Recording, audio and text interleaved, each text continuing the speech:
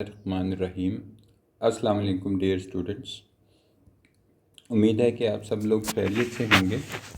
हमने chapter number 1 का exercise 1.2 आज शुरू करनी है, और जो व्यूअर्स या जो स्टूडेंट्स जो हैं वो नए हैं उनके लिए ये ज़्यादा अच्छा होगा कि वो जो पहले वीडियोस हैं उनको देख लें, ताकि आपको ये सब्जेक्ट जो है वो आसानी से समझ आ सके। वीडियो शुरू करने से पहले जो हमारे नए व्यूअर्स हैं या नए स्टूडेंट्स हैं, मैं उनको ये कहूँगा कि वो सब्सक्राइब के बटन को दबा दें और बेल के आइकन को प्रेस कर दें, ताकि हमारी जो भी आने वाली वीडियो हो उसका नोटिफिकेशन आपको मिल जाए।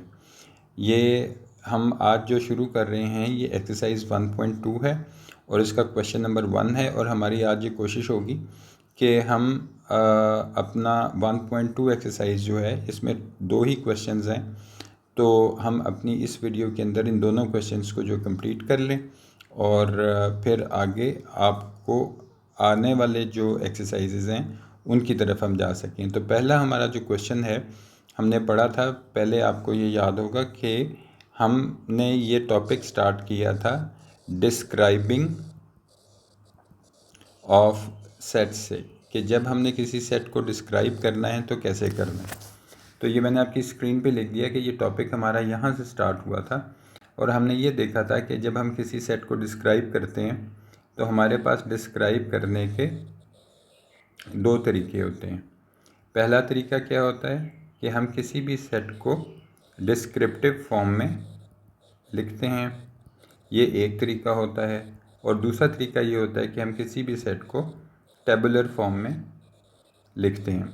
हमारी जो पिछली वीडियोस थी उनके अंदर टेबुलर फॉर्म और डिस्क्रिप्टिव फॉर्म जो है वो बड़ी डिटेल से जो है वो हमने बताई थी वीडियो के अंदर। आज हमारे पास जो क्वेश्चन है वो ये है कि हमने अपने जो सेट्स हैं उनको हमने डिस्क्रिप्टिव फॉर्म के अंदर लिखना है। इसका मतलब है कि हमें टेबुलर फॉर्म के अंदर, ये आपके सामने जो मैंने लिखा हुआ है मैंने इसको सर्कल कर दिया है कि टेबुलर फॉर्म के अंदर हमें सेट दिया हुआ है और हमने अपने इस सेट को डिस्क्रिप्टिव फॉर्म के अंदर लिख देना है। ठीक है, तो ये हमारा डिस्क्रिप्टिव फॉर्म में सेट जो है वो कैसे लिखा जाएगा आज हम उसको देखते हैं। तो सबसे पहले हम इसका पहला पार्ट जो है वो करते हैं कि आपको याद होगा कि मैंने आपको ये चीज़ बताई थी कि जिस वक्त हम सेट लिखते हैं तो सबसे पहले हम क्या लिखेंगे, नेम ऑफ द सेट। तो name of the set English capital letter में लिखा जाता है, उसके बाद साइन ऑफ इक्वलिटी आता है, और साइन ऑफ इक्वलिटी के बाद हमारी ब्रैकेट।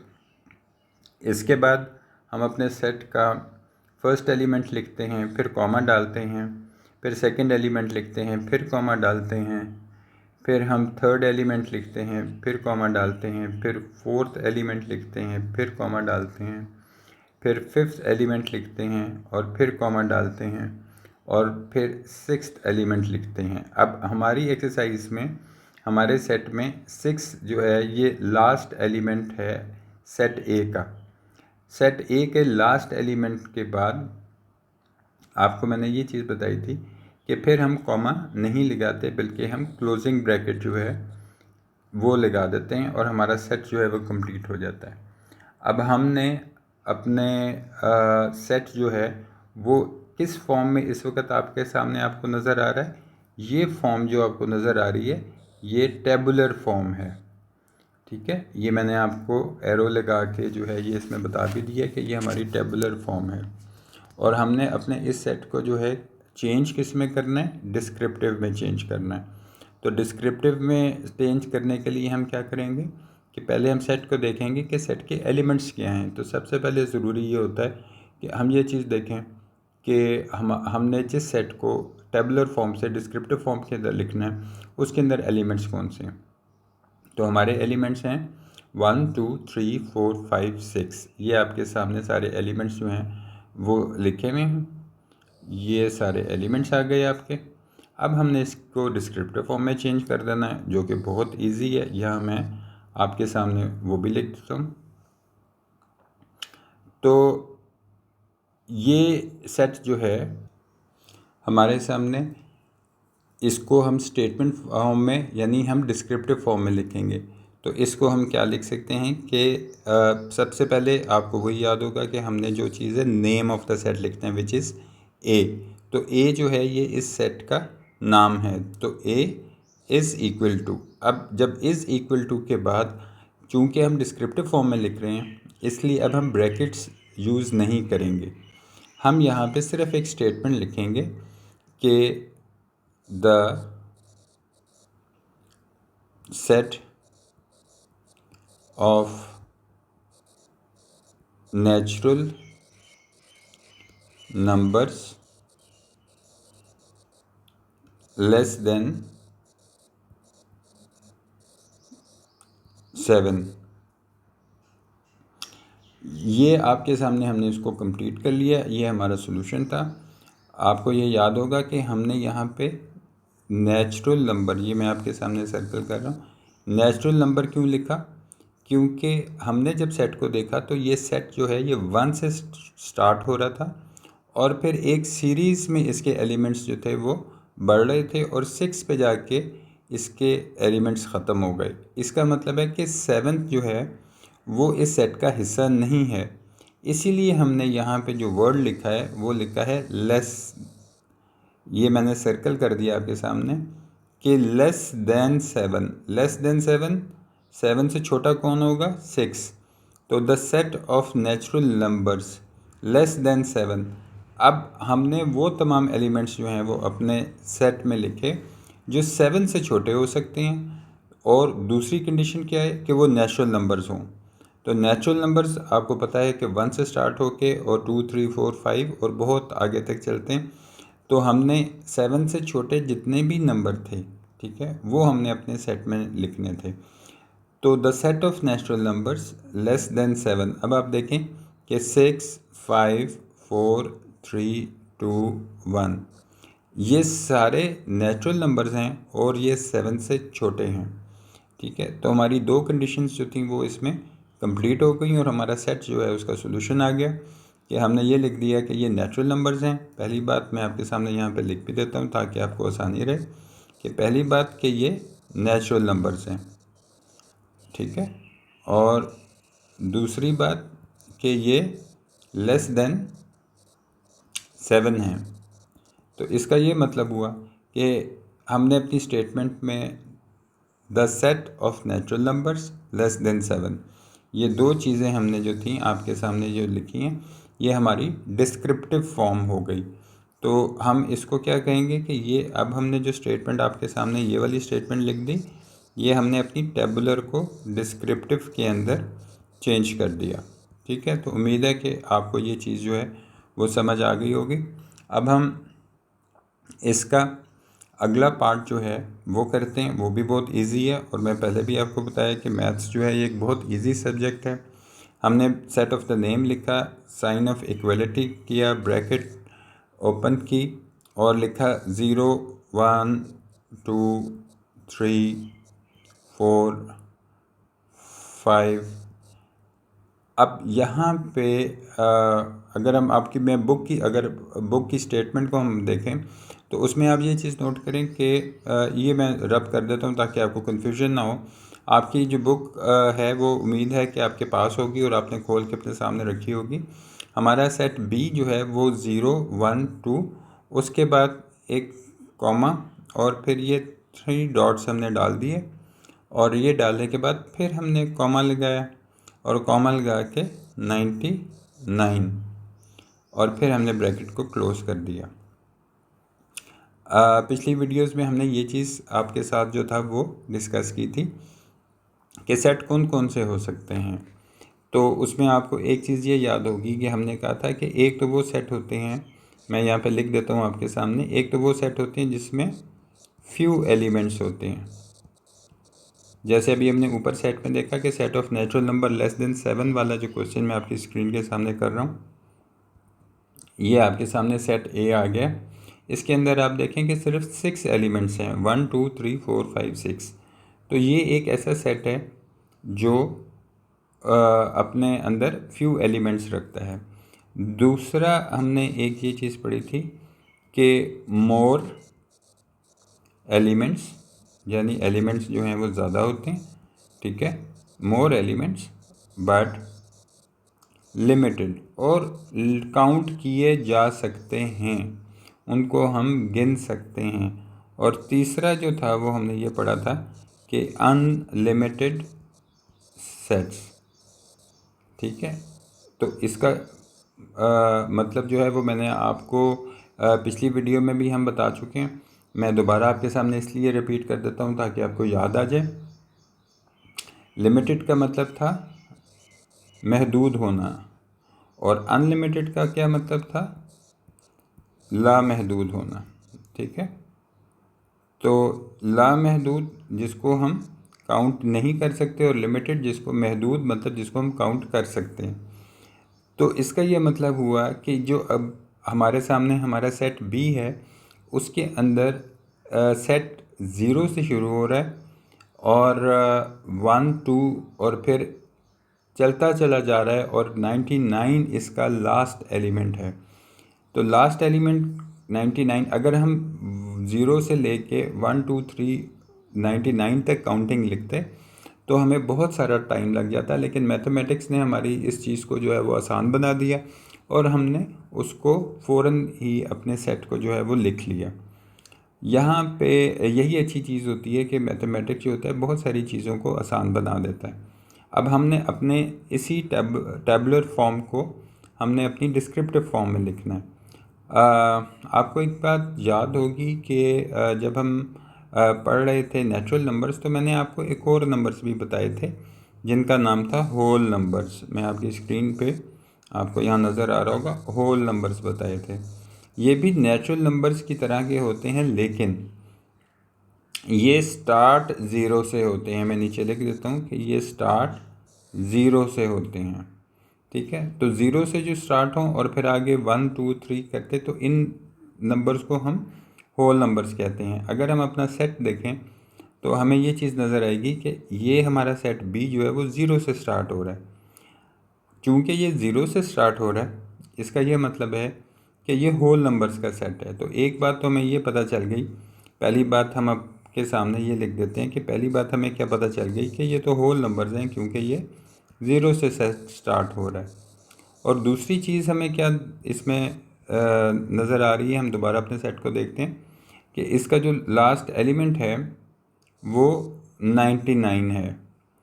ये मैंने आपके सामने इनसर्कल कर दिया। ये 99 हमारा जो लास्ट एलिमेंट है। सोचें अगर थोड़ी देर के लिए कि अगर ये 99 लास्ट ना होता तो 99 के बाद कौन सा एलिमेंट आ सकता था। ज़ाहिर बात है 99 के बाद 100 आता है, और मैथ्स में नंबर भी 100 ही आते हैं। तो इसका ये मतलब है कि 99 तो 100 से छोटा है। तो दूसरी बात हमें ये पता चली कि हमारा लास्ट एलिमेंट चूँकि 99 है, तो हम लिख सकते हैं कि ये हमारा जो सेकंड इसकी प्रॉपर्टी ये है कि इट इज़ लेस देन 100। यानी इसका मतलब है कि जितने भी एलिमेंट्स हैं वो 100 से छोटे हैं इस सेट के अंदर। तो इसी को जिस वक्त हम अपना डिस्क्रिप्टिव फॉर्म के अंदर लिखेंगे तो हमारे लिए काम आसान हो जाएगा, और हम आराम से जो है लिख सकते हैं कि set of the name B is equal to bracket, और सॉरी ब्रैकेट नहीं लिखते क्योंकि डिस्क्रिप्टिव फॉर्म जो है उसके अंदर ब्रैकेट नहीं लिखी जाती। तो हम लिखेंगे कि B is equal to the set of whole numbers less than 100।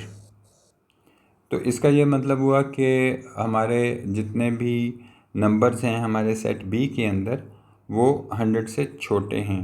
तो हमने अपने बी सेट को देखा और उसमें हमने ये देखा कि तमाम एलिमेंट्स जो हैं वो 100 से छोटे भी हैं, और तमाम एलिमेंट्स जो हैं वो हमें ये बता रहे हैं कि ये सेट जो है वो होल नंबर्स का है।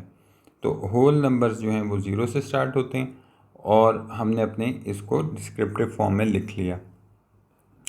इसके बाद हमारा सेट सी आ जाता है। सेट सी हमें क्या कहता है कि सेट सी का कलर चेंज कर लेते हैं ताकि थोड़ा सा आपके लिए देखने में पढ़ने में थोड़ी सी आसानी हो जाए। तो हम इसका कोई और कलर कर लेते हैं, ठीक है। तो हम अपना सेट यूँ लिख लेते हैं, ये कलर अच्छा है। हमारा सेट सी है, ये टेबुलर फॉर्म में लिखा हुआ है। तो इसकी टेबुलर फॉर्म क्या है, set C is equal to, tabular में ब्रैकेट्स आती हैं तो हमने ब्रैकेट लिखा और उसके अंदर हमने फर्स्ट एलिमेंट लिखा क्रिकेट। फर्स्ट एलिमेंट के बाद हमने कॉमा, कॉमा के बाद हमने लिखा सेकंड एलिमेंट, सेकंड एलिमेंट इसका है फुटबॉल, फिर कॉमा, थर्ड एलिमेंट जो है इसका हॉकी, फिर कॉमा और फिर हमारा ये नीचे लिख देता हूँ यहाँ पे टेनिस, ठीक है। चूँकि ये लास्ट एलिमेंट है इसलिए इसके बाद कॉमा नहीं आएगा बल्कि ब्रैकेट क्लोज हो जाएगी। तो यहाँ पर आपने देखा कि हमारा एक सेट है जिसमें 4 गेम्स लिखी हुई हैं। तो एक बात तो अगर हम इस अपने सेट के बारे में देखें तो हम ये देख सकते हैं कि हमारे सेट में एक चीज़ तो गेम्स है और दूसरी चीज़ क्या है, गेम्स का जो नंबर है ये 4 एलिमेंट्स हैं। मैं लिख देता हूँ यहाँ पे 4 एलिमेंट्स हैं। तो अगर हमने इसको अपनी डिस्क्रिप्टिव फॉर्म में लिखना हो तो यहाँ पे हम अपनी डिस्क्रिप्टिव फॉर्म जो है वो यहाँ पे लिखते हैं। बल्कि लिखने से पहले यहाँ पर आप देखें कि हमने अपनी दोनों कंडीशन लिख ली। अब पहले यूँ कर लेते हैं कि इन गेम्स को देख लेते हैं। तो गेम्स को देखने के लिए हम अगले पेज पे देखते हैं कि हमारे पास ये 4 गेम्स हैं। ये मैंने आपको इसलिए आपके सामने दिखाई ताकि थोड़ी सी जो हमारी गेम्स हैं वो हम उनको विजुअली भी देख लें। ये वाली गेम कौन सी है, ये फुटबॉल है, ये मैंने आपके सामने लिख दिया। और ये वाली गेम जो आपके सामने ये आ रही है ये है हॉकी। हॉकी जो है ये पाकिस्तान का नेशनल गेम है, कौमी खेल जिसको हम कहते हैं।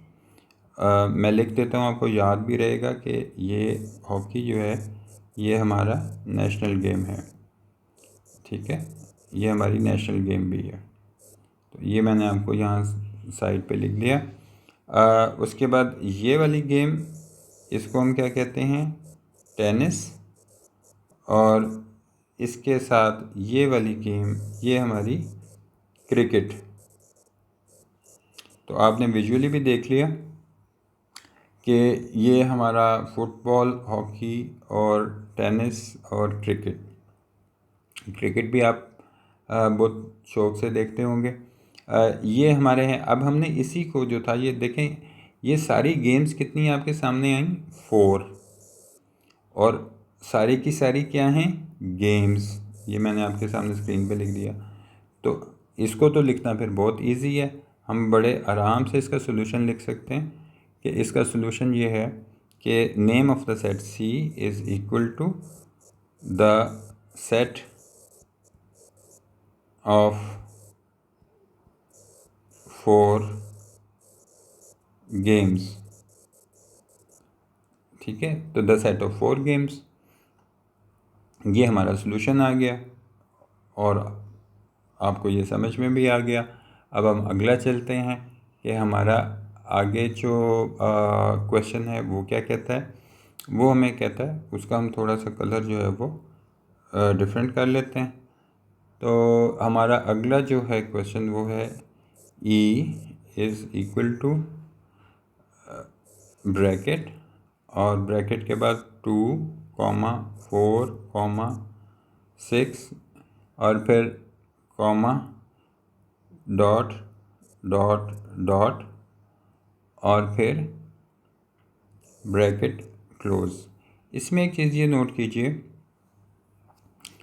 कि हमारे एलिमेंट्स जो हैं वो हर एलिमेंट जो है वो पिछले वाले से उसमें 2 ऐड हो जाता है। यानी अगर फर्स्ट एलिमेंट 2 है तो 2 + 2 4, 4 + 2 6।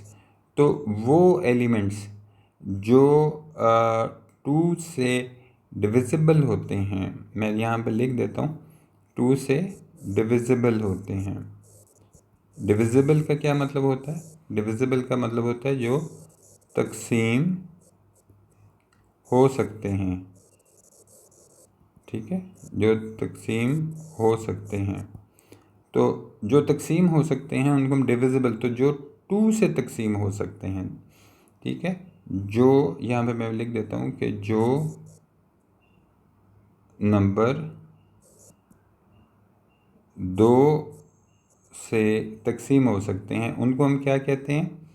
आप सोचें, ये मैंने आपको पहले भी पिछली वीडियोस के अंदर जो है बताया कि जो नंबर 2 से तकसीम हो सकते हैं, जो 2 से डिविजिबल होते हैं, तो उनको हम कहते हैं इवन नंबर्स। ठीक हो गया? तो ये आपको याद आ गया होगा, हमने पिछली वीडियोस में ये चीज़ जो थी डिस्कस की थी। तो ये तो बड़ा आसान हो गया। तो हमें पहली कंडीशन जो थी वो पता चल गई। इसमें आप ये देखें कि एक बात तो हमें ये पता चल गई कि ये इवन नंबर्स हैं। दूसरी बात, हम अपने सेट को दोबारा गौर से देखते हैं और देखते हैं कि इसमें 3 डॉट्स तो डले हुए हैं, लेकिन इसमें लास्ट एलिमेंट तो कोई लिखा ही नहीं हुआ। तो फिर इसका मतलब है कि ये नंबर्स तो चलते ही चले जा रहे हैं, और जो चलते ही चले जाएं वो अनलिमिटेड होते हैं। तो अनलिमिटेड होते हैं तो इसका मतलब है कि दूसरी चीज़ हमें ये पता चली कि ये तो अनलिमिटेड सेट है। तो हम यहाँ पे ये लिख सकते हैं अपने सेट को डिस्क्रिप्टिव फॉर्म में कि सॉरी, ये सी नहीं ई था, कि हमारा जो सेट ई है is equal to the set of even numbers. ये आपके सामने इसका सॉल्यूशन लिख दिया कि ये हमारा जो सेट है, ये आपके सामने ये देखें, ठीक है, ये इसका सॉल्यूशन हमने लिखा कि यहाँ पे हमने ये चीज़ मेंशन कर दी कि ये जो है सेट ऑफ इवन नंबर्स है। अब यहाँ पर हमने लेस देन या ग्रेटर देन कोई यूज़ इसलिए नहीं किया क्योंकि हमें तो ये नहीं पता कि ये नंबर कहाँ तक जा रहे हैं, इसलिए चूँकि ये चलते ही चले जा रहे हैं, अनलिमिटेड सेट है, ठीक है, तो हमने यहाँ पे सिर्फ इतना ही लिखना कि the set of even numbers. ये हमारी डिस्क्रिप्टिव फॉर्म आ गई आपके सामने। ठीक हो गया? ले डियर स्टूडेंट्स, हमारा पार्ट ई भी हो गया, और अब हम अपना पार्ट एफ जो है वो आगे करते हैं। ठीक है जी, पार्ट एफ जो है वो ज़रा हम और भी अच्छा सा बना लेते हैं, और इसमें देखते हैं कि हमारे पास पार्ट एफ में क्या है। तो ये हमारा एक सेट है एफ जो है ये है जी, इसमें फर्स्ट एलिमेंट है पोटैटो, फिर कॉमा, सेकंड एलिमेंट है लेडी फिंगर, और फिर कॉमा, और फिर एलिमेंट है कैरेट, और फिर कॉमा, और फिर एलिमेंट है ब्रिंजल। ठीक है, और फिर उसके बाद ब्रैकेट क्लोज हो गई। तो एक बात तो ये पता चल गई कि इसमें फ्यू एलिमेंट्स हैं। ठीक है, ये इसमें एक आपको चीज़ जो है वो एक इसके साथ ही एडिशनल जो है वो बता देता हूँ कि लेडी फिंगर जो है ये बल्कि हम यूँ करते हैं कि देख लेते हैं। ठीक है, ये देखें आपके सामने इस वक्त हमने अपने जो एलिमेंट्स थे उनकी हमने पिक्चर्स लगा ली। ये है आपका पोटैटो, ये आपका पोटैटो है, और ये आपका लेडी फिंगर है, और ये आपकी कैरेट है, और यहाँ से ये आपका ब्रिंजल है। ठीक है, तो हमने ये चीज़ें जो थी वो आपको विजुअली इसलिए दिखाई कि आपको इनकी शेप्स जो हैं, इनकी जो पिक्चर्स हैं, उनसे भी आपको आसानी हो जाए। तो हमारी यही कोशिश होती है कि जो भी हम चीज़ आपको अपनी वीडियो में बताएं वो आपको बहुत इजी लगे। तो पोटैटो, पोटैटो मतलब आलू, ठीक है, यहाँ मैंने लिख भी दिया। लेडी फिंगर क्या होता है? ये भिंडी होती है और कुछ बच्चों को बहुत पसंद होती है। और कैरेट ये आपकी गाजर जो आप बड़े शौक से भी खाते हैं, और ये ब्रिंजल, ये बैंगन, इसको बैंगन कहते हैं। तो ये आपके जो थे हमने आपको दिखा दिया कि ये आपके एलिमेंट्स हैं आपके सेट एफ़ के। इसमें एक इंटरेस्टिंग बात है, ये आपके कोर्स में नहीं है, लेकिन चूँकि आपके सामने हम ये डिस्कस कर रहे हैं तो आपको बता भी देते हैं। लेडी फिंगर हम भिंडी को तो कहते हैं, लेकिन भिंडी का एक नाम और भी होता है। यहाँ मैं आपको इसको लिख भी देता हूँ, आपको याद रहेगा। इसको हम ओकरा भी कहते हैं, ठीक है। जो इसका वेजिटेबल नेम है वो ओकरा है, लेकिन आम तौर पे इसको लेडी फिंगर ही कहते हैं। ये ओकरा, ये देखें, ये भिंडी, इसको ओकरा भी कहते हैं। तो ये हमारे एलिमेंट्स हैं। बहरहाल ये हमारा अभी सब्जेक्ट में तो ये चीज़ नहीं, लेकिन हम तो अपना मैथमेटिक्स का जो है काम कर रहे हैं, तो इसमें हम ये देख लेते हैं कि ये तो हमारा हो गया एलिमेंट्स। तो अब हमने इन्हीं अपना जो सेट है इसको हमने डिस्क्रिप्टिव फॉर्म में लिखना है। तो डिस्क्रिप्टिव फॉर्म में कैसे लिखेंगे, बहुत इजी है। हम लिखेंगे कि G F is equal to the set of 4 vegetables, ठीक है। तो ये हमारे 4 वेजिटेबल थे, आप ऊपर देख रहे हैं, और ये हमने इसको अपने डिस्क्रिप्टिव फॉर्म में लिख दिया। लें जी, इसका भी सलूशन आ गया, और ये तो बड़ा मज़े का सलूशन था।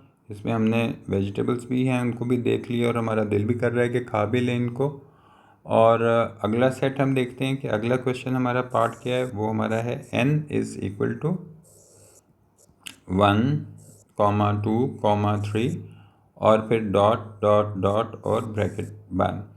यहाँ पे आपको फ़ौरन याद आ गया होगा कि इसको लिखने का तरीका बहुत आसान है, कि हमने यहाँ पे सिर्फ इतना ही लिखना है। पहली बात, हमें ये पता है कि जो 1 से शुरू हो और 1, 2, 3 और चलते चले जाएं उनको नेचुरल नंबर्स कहते हैं, और अगर कोई लास्ट एलिमेंट ना हो तो उसको अनलिमिटेड कहते हैं। तो हम यहाँ पे लिख देंगे कि the set of natural numbers, ये हमारा डिस्क्रिप्टिव फॉर्म के अंदर जो था वो ये आ गया। ये हमने इसका सॉल्यूशन भी लिख दिया। उसके बाद हमारा एक सेट है ओ, और उसमें है फर्स्ट एलिमेंट है 1, फिर 3, फिर कॉमा 5 और फिर कॉमा और फिर 3 डॉट डॉट डॉट और ब्रैकेट क्लोज। यहाँ पे जो चीज़ नोट करने वाली है आपके लिए कि ये नंबर जो हैं आपको इसमें 2 या 4 नज़र नहीं आ रहा, बल्कि 1, और 1 के बाद 2 की बजाय 3 आ गया, और 3 के बाद 4 की जगह 5 आ गया, और फिर ये चलते ही चले जा रहे हैं। इसका ये मतलब है कि ये ऐसे नंबर, मैं यहाँ पे लिख देता हूँ आपके लिए, आपको ज़रा थोड़ी सी आसानी इसमें हो जाएगी।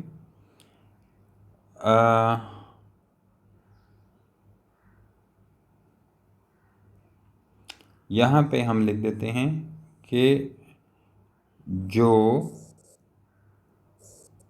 नंबर 2 पर तकसीम नहीं होते उनको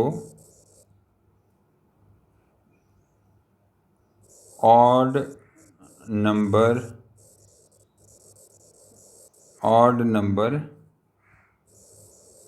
कहते हैं, ठीक है। तो ये तो बड़ा आसान हो गया कि हमें पता चल गया कि जो नंबर 2 पर तकसीम नहीं होते मतलब डिविजिबल नहीं होते। तो जो नंबर 2 पे डिविजिबल नहीं होते उनको हम ऑड नंबर्स कहते हैं। तो ये कौन सा सेट हुआ हमारा, ये हमारा सेट हुआ the set of odd numbers. और इसमें 3 डॉट्स के बाद आप देखें कि कोई नंबर नहीं लिखा हुआ, इसका मतलब है कि इसका कोई लास्ट एलिमेंट है ही नहीं, एग्जिस्ट ही नहीं करता। इसका ये मतलब है कि हम इसकी अगर हम स्टेटमेंट लिखना चाहें तो इसकी हम स्टेटमेंट ये लिख सकते हैं कि O is equal to the set of odd numbers. ये इसका सलूशन हमने लिख दिया, और ये हमारा पार्ट जो है वो भी हो गया। इसके बाद हमारे पास अगला क्वेश्चन जो है वो है, हम आगे देखते हैं, W is equal to bracket 0 1 2 3 dot dot dot और ब्रैकेट 1। अगर ऐसा क्वेश्चन आए तो आपने फ़ौरन पहचान लेना है कि जो सेट 0 से शुरू हो और उसके बाद सीरीज़ में 1 2 3 से लेके वो नंबर चलते चले जाएं, ऐसे नंबर्स को क्या कहते हैं? Whole numbers. तो ये तो बड़ा आसान था कि हमने यहाँ पे सिर्फ इतना ही लिखना था इसके सॉल्यूशन में कि W is equal to the set of whole numbers. ठीक है, तो ये हमने आपके सामने लिख दिया, ये सेट ऑफ होल नंबर्स है। और उसके बाद हमारा क्वेश्चन 1 का जो लास्ट पार्ट है वो है, हमारा लास्ट पार्ट क्या है जी? हमारा लास्ट पार्ट जो है वो बड़ा मज़ेदार है और उसमें हम लिखते हैं कि x is equal to bracket first element father, second element mother,